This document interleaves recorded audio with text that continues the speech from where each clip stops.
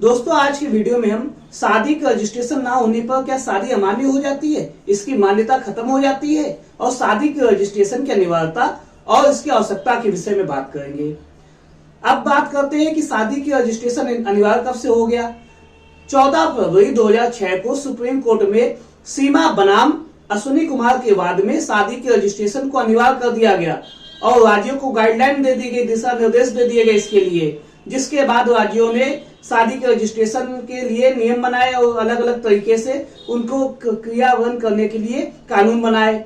और उसके बाद सरकारी विभागों में यह भी हुआ कि अब शादी की रजिस्ट्रेशन की मांग होने लगी। दोस्तों बात कर लेते हैं कि शादी की रजिस्ट्रेशन ना होने से शादी अमान्य हो जाएगी।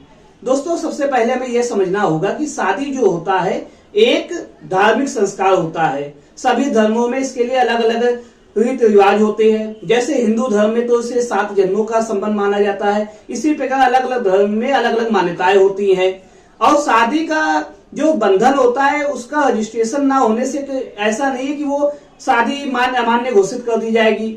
हाँ, शादी अमान्य घोषित की जा सकती है यदि उसमें कोई रीति रिवाज जो होते हैं किसी धर्म के उसके उल्लंघन करता है तो शादी अमान्य घोषित हो जाएगी, लेकिन शादी का रजिस्ट्रेशन ना होने से शादी अमान्य नहीं होती, ये बात तो स्पष्ट है। दोस्तों अब समझ लेते हैं जो मैरिज का रजिस्ट्रेशन होता है इसकी आवश्यकता क्यों होती है, इसको अनिवार्य क्यों किया गया है।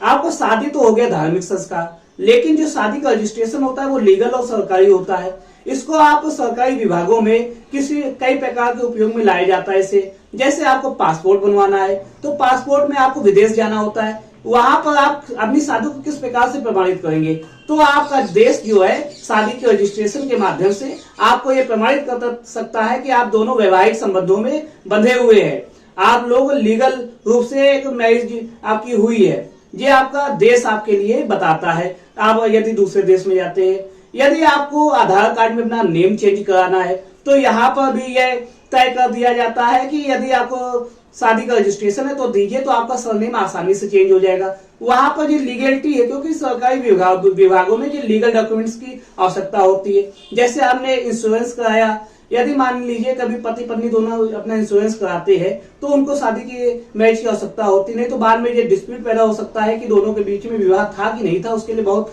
सारी मुसीबतों का सामना करना पड़ सकता है। और जैसे आपको ज्वाइंट अकाउंट खुलवाना है, आप उसमें नॉमिनी बनाना चाहते तो भी आपको शादी के रजिस्ट्रेशन की आवश्यकता होती है पति पत्नी की, क्योंकि यदि मानिए कोई पति या पत्नी में कोई नहीं रहता है तो उसके बाद आप अपने उस सर्टिफिकेट के माध्यम से अपने अकाउंट को आगे बढ़ा सकते हैं या उसको खत्म कर सकते हैं। दोस्तों इसके साथ साथ शादी का रजिस्ट्रेशन इसलिए भी आवश्यक हो जाता है यदि कभी पति पत्नी के बीच में मध्य में डिस्प्यूट हो जाता पैदा, तो उसके बाद शादी के रजिस्ट्रेशन की आवश्यकता पड़ सकती है। वहां पर आप आसानी से बता सकते थे कि दोनों पक्षों के मध्य कब और किस समय शादी हुई थी और उसका रजिस्ट्रेशन कराया गया था, जिसको रजिस्ट्री ऑफिस में किया गया था। तो दोस्तों इस प्रकार से शादी का जो रजिस्ट्रेशन होता है वो लीगल डॉक्यूमेंट्स होता है, इसकी अनिवार्यता इसलिए आवश्यक भी है सरकारी विभागों में और सरकारी कागजों में। अब दोस्तों बात कर लेते हैं कि शादी का रजिस्ट्रेशन कैसे बनता है। दोस्तों अलग अलग राज्यों में अलग अलग इसके लिए नियम होते हैं। वैसे साधारणतः तौर पे जो पति पत्नी होते हैं उनके डॉक्यूमेंट्स, उनकी आइडेंटिटी प्रूफ होते हैं और 2 गवाह लगाए जाते हैं और शादी का कार्ड लगाया जाता है जिस प्रकार का हो, या शादी किस प्रकार से हुई थी उसके संबंध में कोई डॉक्यूमेंट्स लगाया जाता है। तो दोस्तों इस प्रकार से शादी का रजिस्ट्रेशन करने के लिए अलग अलग राज्यों में अलग अलग तरीके से उसके नियम बनाए जा सकते हैं। दोस्तों यदि आपको ये वीडियो अच्छा लगा है तो बेल आइकन में क्लिक कीजिए, जिससे आगे की वीडियो की नोटिफिकेशन आप तक आसानी से पहुंच सके। और इस वीडियो को लाइक कीजिए और सब्सक्राइब कीजिए मेरे चैनल को, और शेयर करके इस वीडियो को अपने और दोस्तों तक पहुंचाइए और लोगों तक पहुंचाइए, जिससे ये महत्वपूर्ण जानकारी और लोगों तक भी पहुंच जाए। आप मेरे वीडियो से जुड़े हैं इसलिए बहुत बहुत आपका धन्यवाद और जय हिंद।